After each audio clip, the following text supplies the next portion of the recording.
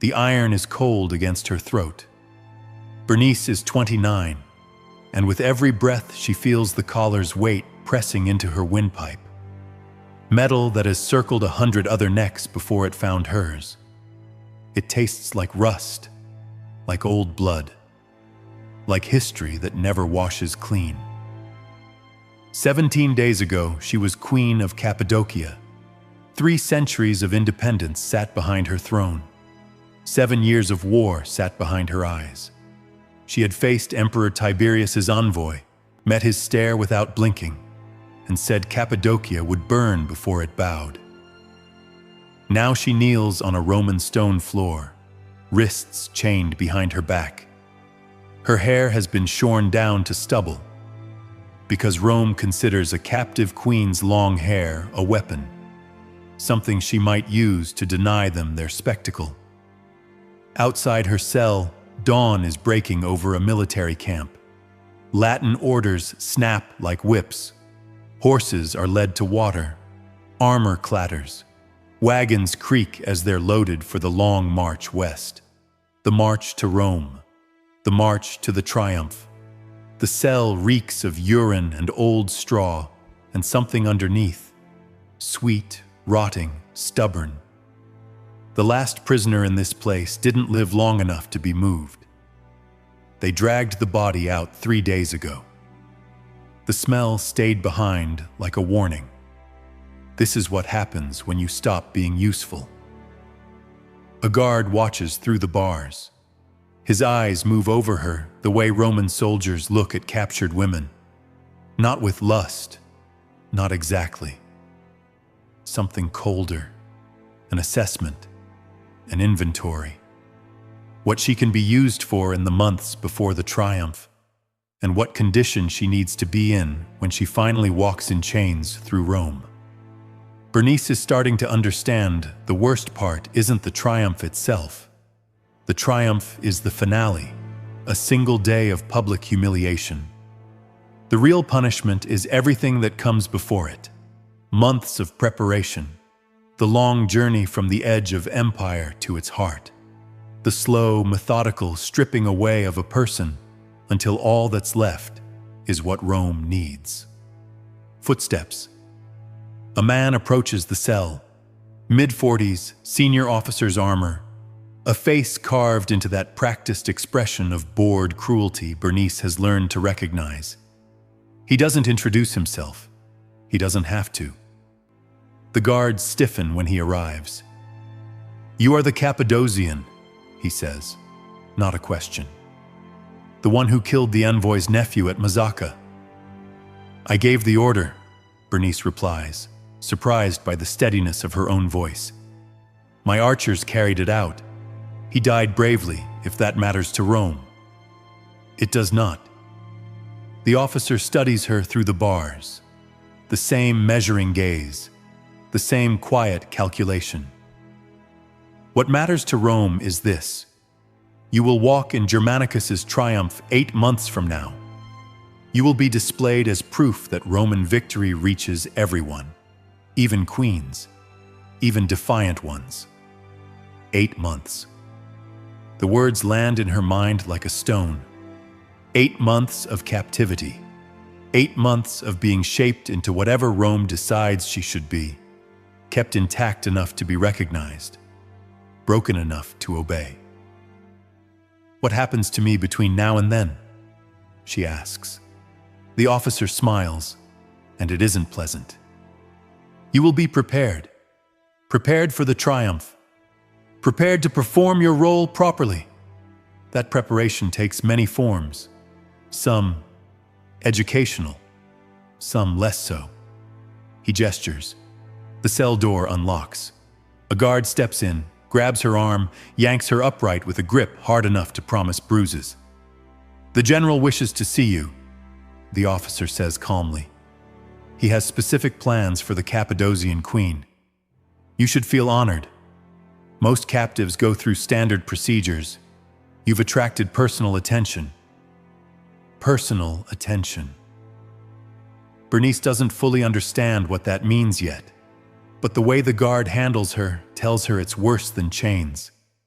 She's led out into morning light that stings her eyes after days of darkness. Through the ordered chaos of the camp, soldiers pause to stare. Captives stand in lines, shackled and silent. Wagons are piled high with the wealth of her conquered kingdom. And there, like a knife in her chest, she sees her crown, the diadem she wore when she addressed her people, when she led her army, when she believed courage could hold back the greatest military power the world had ever known. Now it sits in a heap of plunder. Gold, silver, jewels stripped from palaces and temples and bodies that died defending what was theirs. She doesn't cry. She learned quickly that tears buy nothing and reveal weakness Rome knows how to exploit. Instead, she memorizes the wagon's position, the faces of the guards, the rhythm of the camp. Information is the only weapon she has left, and she intends to use it. Because what you're about to hear has been sanitized out of the glorious stories. Poets loved describing golden chariots and cheering crowds. Historians praised conquest and discipline. They didn't linger on what happened in camps and ships and prisons, where captured royalty spent months being prepared for the public stage.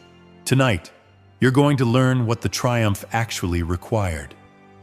Not the single day the textbooks talk about, but the months before it, when Rome turned living monarchs into walking proof. Subscribe if you want the truth behind Rome's most celebrated ritual. Comment below telling me where you're watching from, because Bernice is being led through that camp right now, toward a general with plans and 8 months of preparation waiting to test everything she is. And I'm going to tell you exactly what those plans were. But first, we need to go back, because you can't understand what happens to Bernice until you understand the machine that processes her. The Roman triumph wasn't just a parade. It was religion, politics, and psychological warfare fused into one overwhelming spectacle. For a single day, the general celebrating it became something close to divine. His face painted red like Jupiter's statue, his achievements proclaimed to the entire Roman world. And triumphs weren't granted lightly. The Senate demanded proof, legitimate command, a major victory, thousands of enemies killed, and captives, not common prisoners. Those could be sold, distributed, discarded. A triumph needed trophies. A captured general mattered. A captured king mattered more. But a captured queen, walking in chains through Rome, royal dignity reduced to spectacle, was the ultimate proof that Roman power had no ceiling and no mercy, which meant royal captives had to survive until the triumph. They had to remain recognizable, and they had to be broken, carefully. Not too much, not too little. Visibly royal, visibly defeated. Achieving that balance took time, expertise, men whose job was to break monarchs without ruining the body the crowds came to see.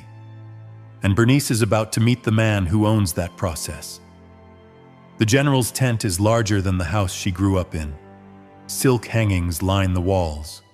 Persian carpets soften the floor. Braziers burn sweet wood despite the morning heat. Germanicus Julius Caesar sits behind a desk covered with maps and dispatches, sunlight cutting across his face like a blade.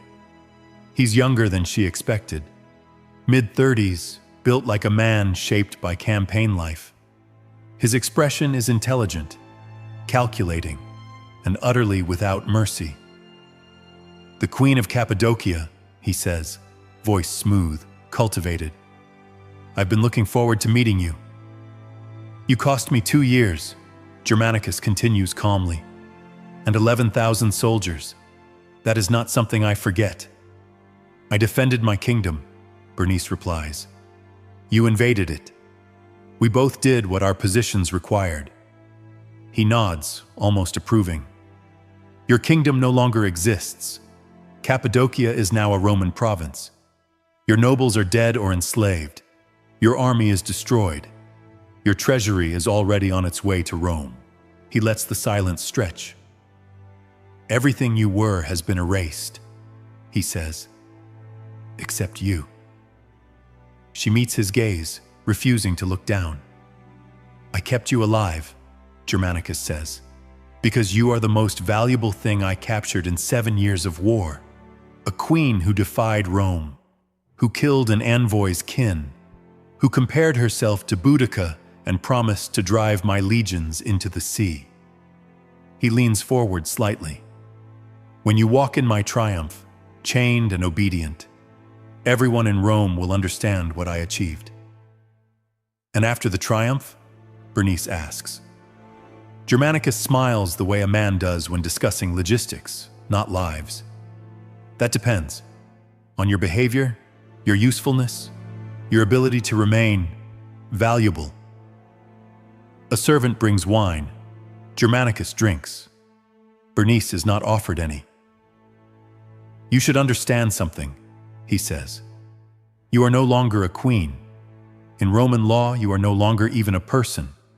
You are property of the state, temporarily assigned to my custody. I understand.